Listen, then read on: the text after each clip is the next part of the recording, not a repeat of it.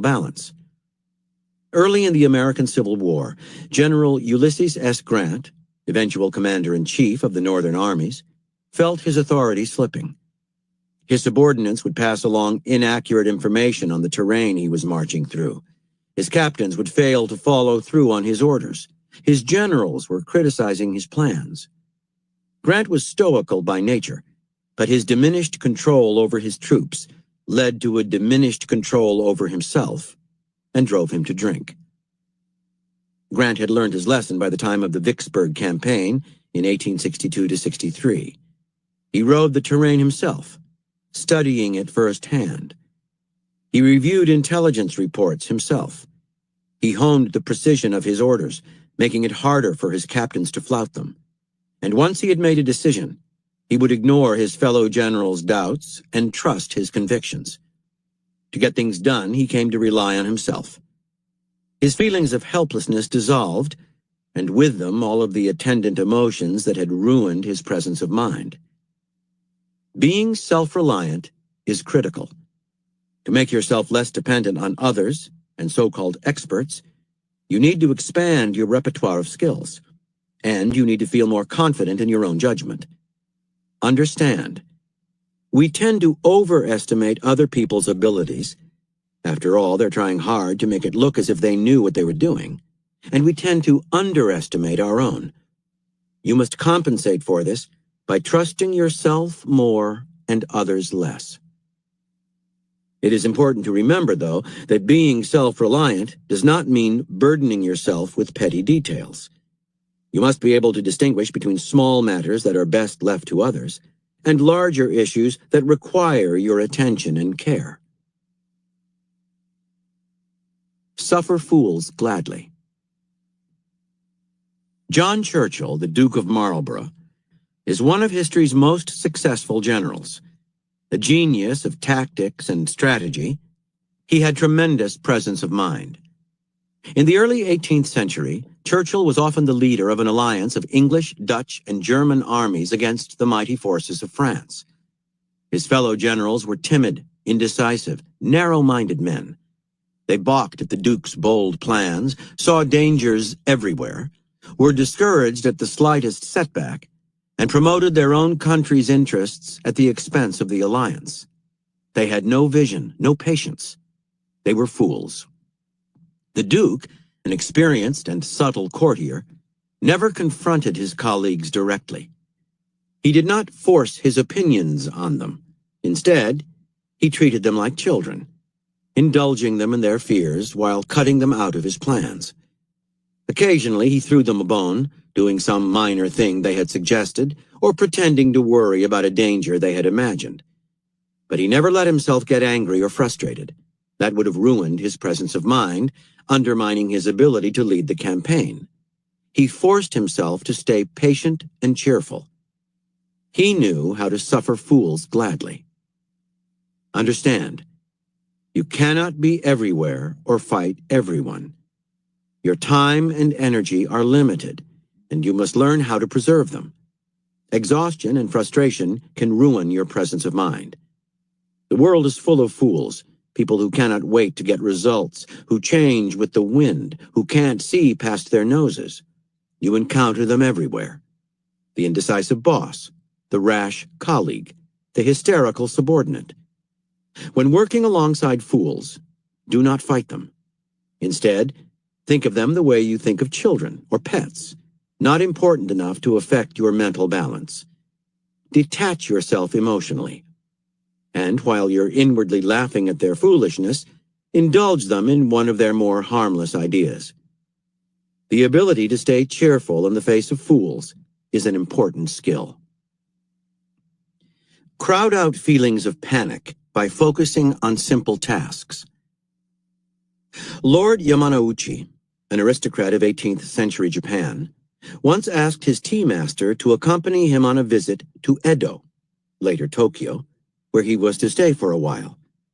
He wanted to show off to his fellow courtiers his retainer's skill in the rituals of the tea ceremony. Now, the tea master knew everything there was to know about the tea ceremony, but little else. He was a peaceful man.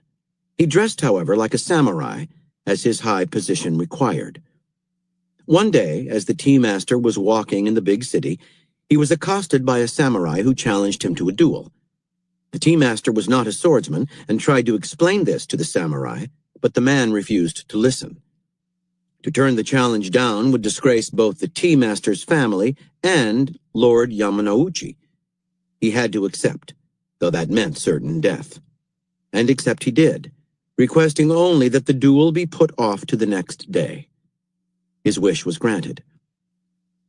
In panic, the tea master hurried to the nearest fencing school. If he were to die, he wanted to learn how to die honorably. To see the fencing master ordinarily required letters of introduction, but the tea master was so insistent, and so clearly terrified, that at last he was given an interview. The fencing master listened to his story. The swordsman was sympathetic. He would teach the poor visitor the art of dying, but first, he wanted to be served some tea. The tea master proceeded to perform the ritual, his manner calm, his concentration perfect. Finally, the fencing master yelled out in excitement, "No need for you to learn the art of death. The state of mind you're in now is enough for you to face any samurai. When you see your challenger, imagine you're about to serve tea to a guest. Take off your coat, fold it up carefully, and lay your fan on it just as you do at work." This ritual completed, the tea master was to raise his sword in the same alert spirit. Then he would be ready to die. The tea master agreed to do as his teacher said. The next day he went to meet the samurai, who could not help but notice the completely calm and dignified expression on his opponent's face as he took off his coat. Perhaps, the samurai thought, this fumbling tea master is actually a skilled swordsman. He bowed, begged pardon for his behavior the day before, and hurried away. When circumstances scare us, our imagination tends to take over, filling our minds with endless anxieties. You need to gain control of your imagination, something easier said than done. Often, the best way to calm down and give yourself such control is to force the mind to concentrate on something relatively simple. A calming ritual, a repetitive task that you are good at. You are creating the kind of composure you naturally have when your mind is absorbed in a problem. A focused mind has no room for anxiety or for the effects of an overactive imagination. Once you have regained your mental balance, you can then face the problem at hand. At the first sign of any kind of fear, practice this technique until it becomes a habit. Being able to control your imagination at intense moments is a crucial skill. Unintimidate yourself. Intimidation will always threaten your presence of mind, and it is a hard feeling to combat. During World War II, the composer Dmitri Shostakovich and several of his colleagues were called into a meeting with the Russian ruler Joseph Stalin, who had commissioned them to write a new national anthem. Meetings with Stalin were terrifying. One misstep could lead you into a very dark alley. He would stare you down until you felt your throat tighten. And, as meetings with Stalin often did, this one took a bad turn. The ruler began to criticize one of the composers for his poor arrangement of his anthem. Scared silly, the man admitted he had used an arranger who had done a bad job. Here he was digging several graves. Clearly, the poor arranger could be called to task. The composer was responsible for the hire, and he too could pay for the mistake. And what of the other composers, including Shostakovich? Stalin could be relentless once he smelled fear. Shostakovich had heard enough. It was foolish, he said, to blame the arranger, who was mostly following orders. He then subtly redirected the conversation to a different subject: whether a composer should do his own orchestrations. What did Stalin think on the matter? Always eager to prove his expertise, Stalin swallowed the bait. The dangerous moment passed.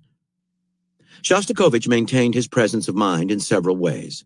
First, instead of letting Stalin intimidate him, he forced himself to see the man as he was: short, fat, ugly, unimaginative.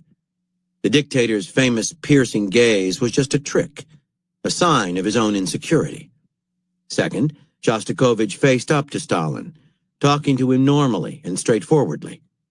By his actions and tone of voice, the composer showed that he was not intimidated. Stalin fed off fear. If, without being aggressive or brazen, you showed no fear, he would generally leave you alone. The key to staying unintimidated is to convince yourself that the person you're facing is a mere mortal, no different than you, which is in fact the truth. See the person, not the myth. Imagine him or her as a child, as someone riddled with insecurities. Cutting the other person down to size will help you to keep your mental balance. Develop your Fingerspitzengefühl, fingertip feel. Presence of mind depends not only on your mind's ability to come to your aid in difficult situations, but also on the speed with which this happens. Waiting until the next day to think of the right action to take does you no good at all. Speed here means responding to circumstances with rapidity and making lightning-quick decisions. This power is often read as a kind of intuition, what the Germans call Fingerspitzengefühl, fingertip feel. Erwin Rommel, who led the German tank campaign in North Africa during World War II, had great fingertip feel. He could sense when the Allies would attack and from what direction. In choosing a line of advance, he had an uncanny feel for his enemy's weakness. At the start of a battle, he could intuit his enemy's strategy before it unfolded. To Rommel's men, their general seemed to have a genius for war, and he did possess a quicker mind than most. But Rommel also did things to enhance his quickness, things that reinforced his feel for battle. First, he devoured information about the enemy, from details about its weaponry to the psychological traits of the opposing generals. Second, he made himself an expert in tank technology so that he could get the most out of his equipment. Third, he not only memorized maps of the North African desert, but would fly over it at great risk to get a bird's-eye view of the battlefield. Finally, he personalized his relationship with his men. He always had a sense of their morale and knew exactly what he could expect from them. Rommel didn't just study his men, his tanks, the terrain, and the enemy. He got inside their skin, understood the spirit that animated them, what made them tick. Having felt his way into these things, in battle, he entered a state of mind in which he did not have to think consciously of the situation. The totality of what was going on was in his blood, at his fingertips. He had Fingerspitzengefühl. Whether or not you have the mind of a Rommel, there are things you can do to help you respond faster and bring out that intuitive feel that all animals possess. Deep knowledge of the terrain will let you process information faster than your enemy, a tremendous advantage. Getting a feel for the spirit of men and material, thinking your way into them instead of looking at them from outside, will help to put you in a different frame of mind, less conscious and forced, more unconscious and intuitive. Get your mind into the habit of making lightning-quick decisions, trusting your fingertip feel. Your mind will advance in a kind of mental blitzkrieg, moving past your opponents before they realize what has hit them. Finally, do not think of presence of mind as a quality useful only in periods of adversity, something to switch on and off as you need it. Cultivate it as an everyday condition. Confidence, fearlessness, and self-reliance are as crucial in times of peace as in times of war. Franklin Delano Roosevelt showed his tremendous mental toughness and grace under pressure not only during the crises of the Depression and World War II, but in everyday situations, in his dealings with his family, his cabinet, his own polio-racked body. The better you get at the game of war, the more your warrior frame of mind will do for you in daily life. When a crisis does come, your mind will already be calm and prepared. Once presence of mind becomes a habit, it will never abandon you. Reversal. It is never good to lose your presence of mind, but you can use those moments when it is under threat to know how to act in the future. You must find a way to put yourself in the thick of battle, then watch yourself in action. Look for your own weaknesses, and think about how to compensate for them. People who have never lost their presence of mind are actually in danger. Someday they will be taken by surprise, and the fall will be harsh. All great generals, from Julius Caesar to Patton, have at some point lost their nerve, and then have been the stronger for winning it back. The more you have lost your balance, the more you will know about how to right yourself. You do not want to lose your presence of mind in key situations, but it is a wise course to find a way to make your enemies lose theirs. Take what throws you off balance and impose it on them. Make them act before they are ready. Surprise them. Nothing is more unsettling than the unexpected need to act. Find their weakness, what makes them emotional, and give them a double dose of it. The more emotional you can make them, the farther you will push them off course. Here are further reflections on the strategy of counterbalance. From On War, by Karl von Clausewitz. Presence of mind must play a great role in war, the domain of the unexpected, since it is nothing but an increased capacity of dealing with the unexpected. We admire presence of mind in an apt repartee, as we admire quick thinking in the face of danger. The expression presence of mind precisely conveys the speed and immediacy of the help provided by the intellect. By Thomas Hardy. More life may trickle out of men through thought than through a gaping wound. From Military History of Ulysses S. Grant, by Adam Badeau. So Grant was alone. His most trusted subordinates besought him to change his plans, while his superiors were astounded at his temerity and strove to interfere. Soldiers of reputation and civilians in high places condemned in advance a campaign that seemed to them as hopeless as it was unprecedented. If he failed, the country would concur with the government and the generals. Grant knew all this and appreciated his danger, but was as invulnerable to the apprehensions of ambition as to the entreaties of friendship, or the anxieties even of patriotism. That quiet confidence in himself, which never forsook him, and which amounted indeed almost to a feeling of fate, was uninterrupted. Having once determined in a matter that required irreversible decision, he never reversed, not even misgave, but was steadily loyal to himself and his plans.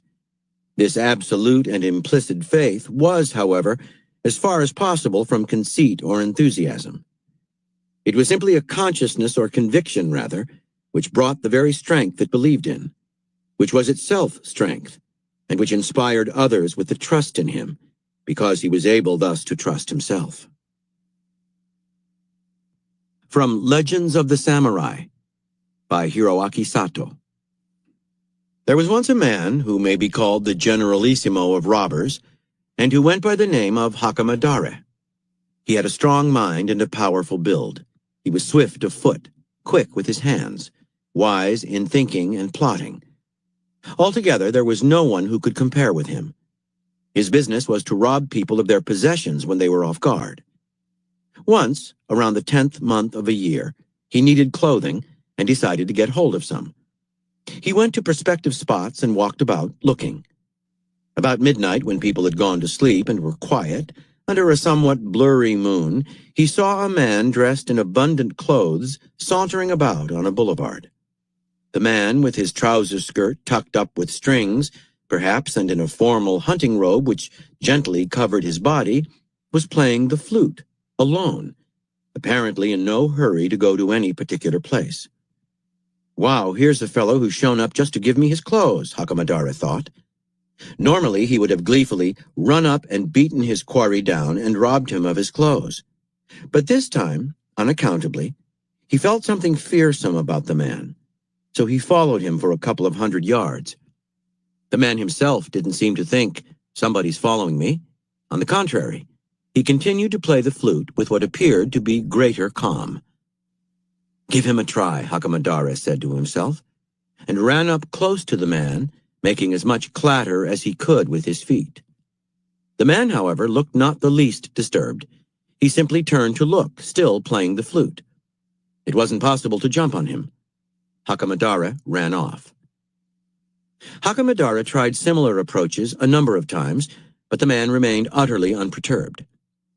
Hakamadara realized he was dealing with an unusual fellow.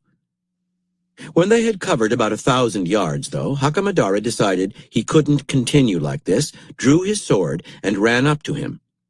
This time the man stopped playing the flute and, turning, said, "What in the world are you doing?"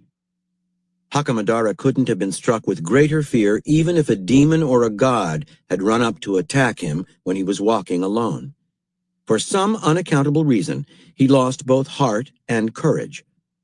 Overcome with deathly fear, and despite himself, he fell on his knees and hands.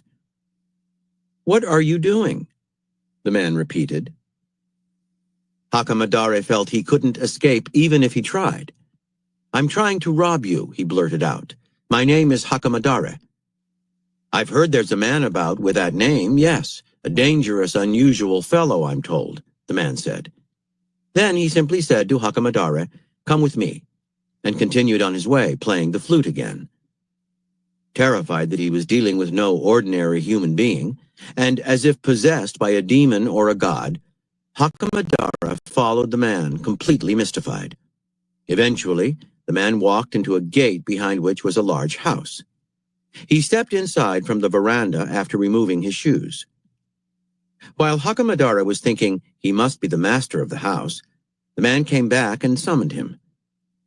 As he gave him a robe made of thick cotton cloth, he said, "If you need something like this in the future, just come and tell me.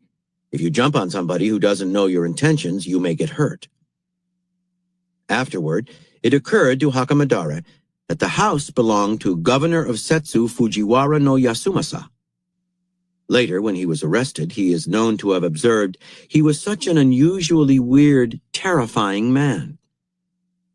Yasumasa was not a warrior by family tradition, because he was a son of Munetada.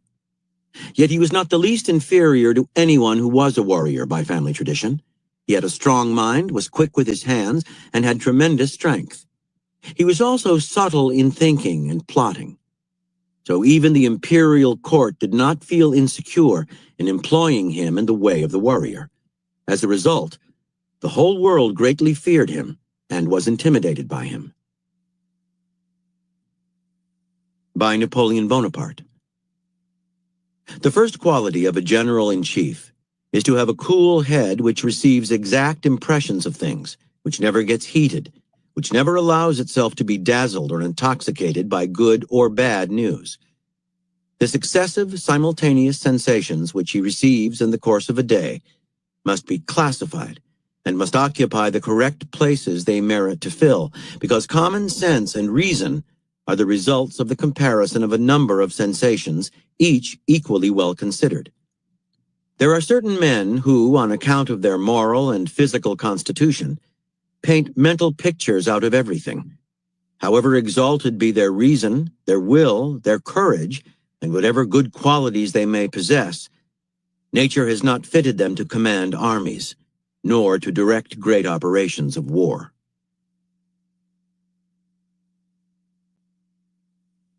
From Aesop's Fables. There was a fox who had never seen a lion, but one day he happened to meet one of these beasts face to face.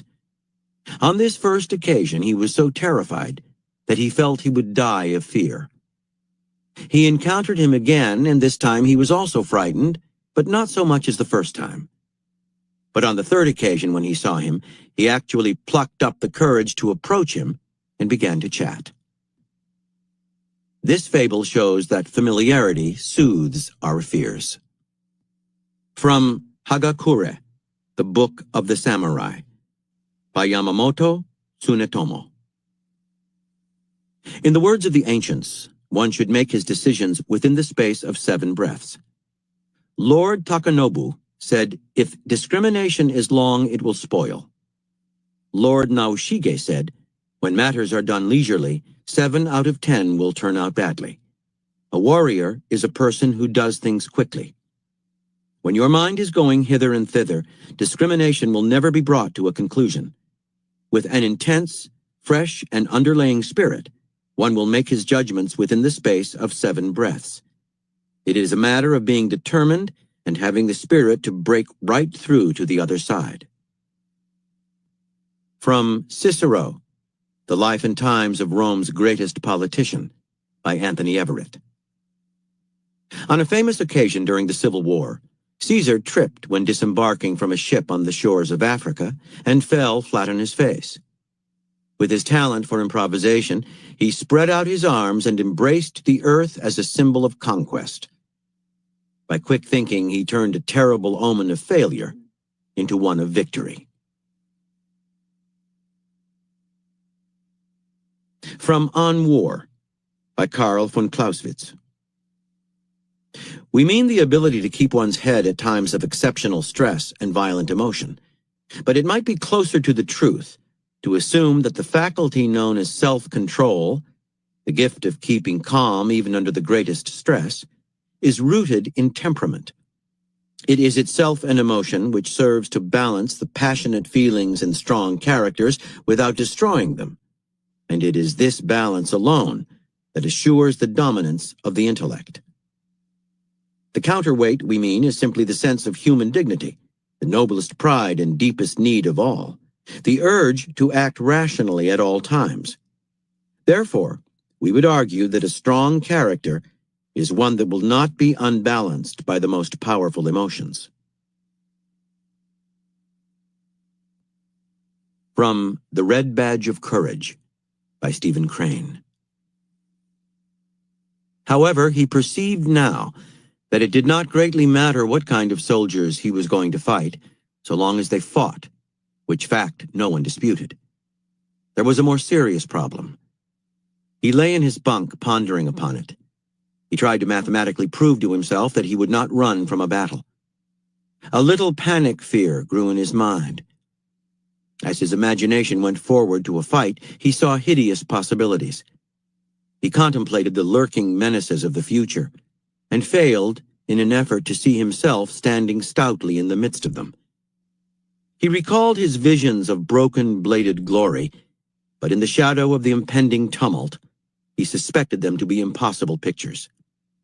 He sprang from the bunk and began to pace nervously to and fro. "Good Lord, what's the matter with me?" he said aloud. He felt that in this crisis, his laws of life were useless. Whatever he had learned of himself was here of no avail. He was an unknown quantity. He saw that he would again be obliged to experiment as he had in early youth. He must accumulate information of himself, and meanwhile he resolved to remain close upon his guard, lest those qualities of which he knew nothing should everlastingly disgrace him. "Good Lord," he repeated in dismay. For days he made ceaseless calculations, but they were all wondrously unsatisfactory. He found that he could establish nothing. He finally concluded that the only way to prove himself was to go into the blaze, and then, figuratively, to watch his legs to discover their merits and faults. He reluctantly admitted that he could not sit still and with a mental slate and pencil derive an answer.